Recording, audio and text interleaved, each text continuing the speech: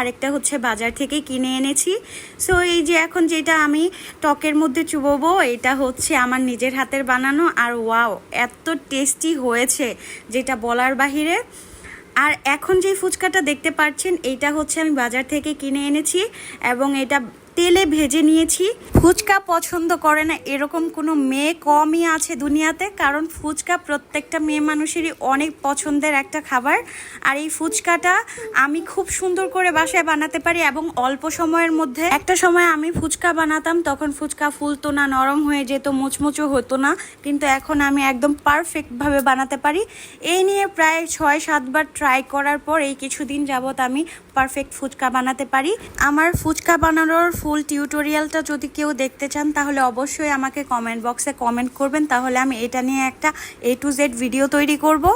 So আমাদের ফুচকা টুচকা খাওয়া শেষ করে আমি রাতের রান্নাবান্নায় চলে গেলাম।